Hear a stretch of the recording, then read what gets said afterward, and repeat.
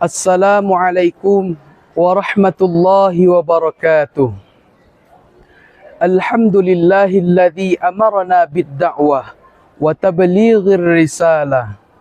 Ashhadu an la ilaha illallah wa ashhadu anna Muhammadan abduhu wa rasuluh.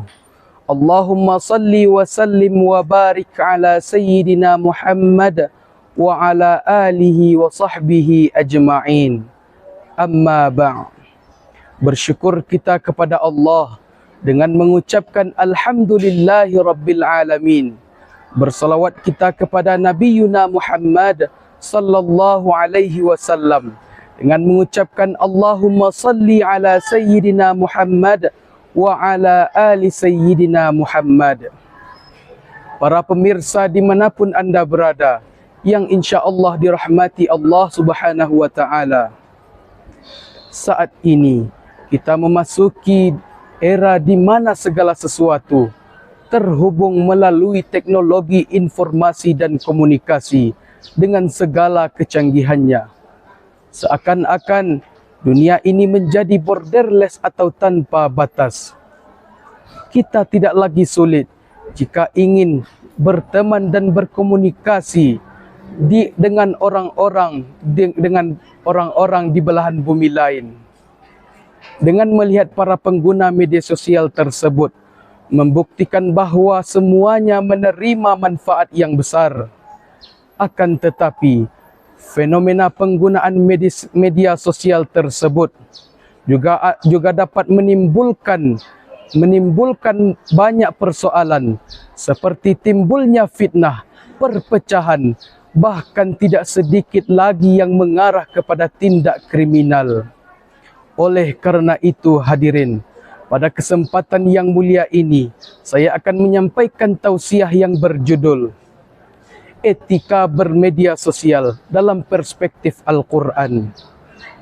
Allah Subhanahu wa Ta'ala berfirman dalam surah Al-Hujurat ayat 6 yang berbunyi, A'udzu billahi minasy syaithanir rajim. Bismillahirrahmanirrahim. Ya ayyuhalladzina amanu in ja'akum fasiqun binaba'in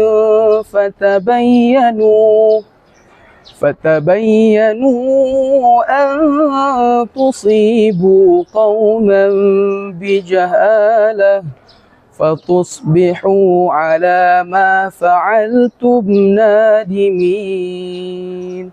صدق الله العظيم. Hai orang-orang yang beriman, jika datang kepadamu orang fasik membawa suatu berita, maka periksalah dengan teliti, agar kamu tidak menimpakan suatu musibah kepada suatu kaum, tanpa mengetahui keadaannya, yang menyebabkan kamu menyesal atas perbuatanmu itu. Maha benar Allah atas segala firman-Nya. Hadirin, dengan melihat negatif yang muncul tersebut, tidak bisa kita timpakan kesalahannya pada media sosial yang ada. Sebab fungsi media itu akan mengikuti siapa penggunanya. Apabila digunakan dengan baik, maka media sosial akan memberikan dampak yang baik juga. Begitupun sebaliknya. Oleh karena itu hadirin, dalam berselancar di media sosial, kita harus kedepankan etika berdasarkan perspektif Al-Quran. Yaitu, pertama, tidak boleh melakukan hate speech atau ujaran kebencian, provokasi apalagi fitnah.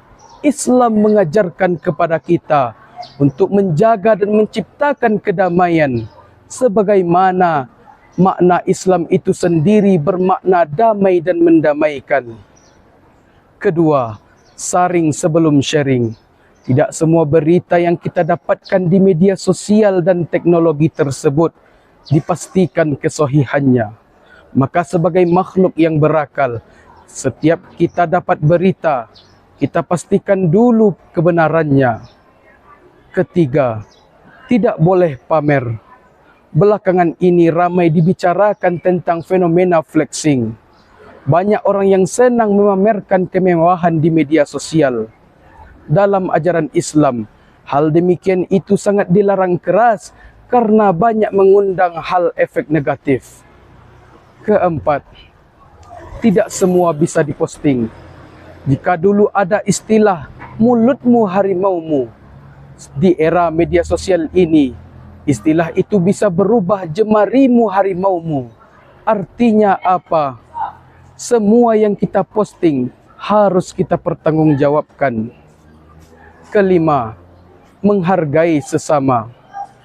Derasnya arus informasi yang kita dapatkan, di antaranya pasti ada menimbulkan pro kontra. Perbedaan pendapat dan permasalahan pribadi itu merupakan sesuatu yang wajar. Maka perlu di antara kita mengedepankan sikap saling menghormati dan menghargai. Hadirin yang insya-Allah dirahmati oleh Allah Subhanahu wa taala. Demikian tausiah yang dapat saya sampaikan. Terlebih terkurang saya mohon maaf. Wabillahi taufik wal hidayah. Wassalamualaikum warahmatullahi wabarakatuh.